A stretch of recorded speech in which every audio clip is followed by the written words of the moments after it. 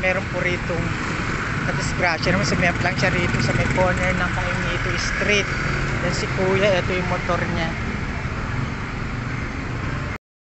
Nasugat si kuya. Naipit kasi ng motor. Tiga saan ka kuya? Kuya, tinatanong ko yung taga-barangay, taga-Sangkaraw.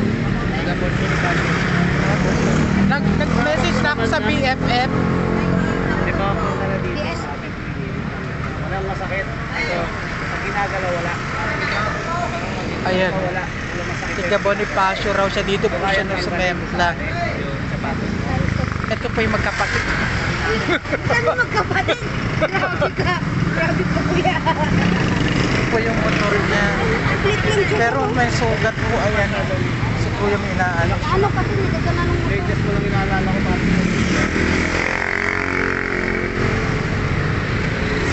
Walang relax din na kuya. Walang masakit pag ginagalaw. Ibigyan ng first aid po. Walang sugat, ilutin ko sana. Kaso, Tayo na natin, tinawag ko naman kuya. Sorry, magta-time in muna ako kuya. Malapit na naman ako ha. Pero tinawag ko na yung taga-demo. Papasuyo ko ng Hindi nag-ano na ako sa barangay. May darating na tawag na sa ng central, kuya. Nakabarangay ito. I-relax mo na yung paa mo ha kung medyo masakit. Baka kasi mabigla. Bukog yan. Tinawag na Oo, bukog yan. Ah. Kasi baka maipita ka naman ng ugat. Magaganan Ito lang ng para hindi maano yung sugat. magaganan nyo ng motor eh. Ang kutsi ba? Alam ko nga, tulog siya kasi tumahaya siya bigla eh. Wala, lang siya, biga lang siya. Kasi sa helmet mo yan eh. Ha? Kasi sa helmet.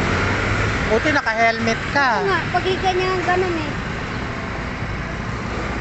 Wait lang kuya ha. Kuya, kunin ko susoy mo.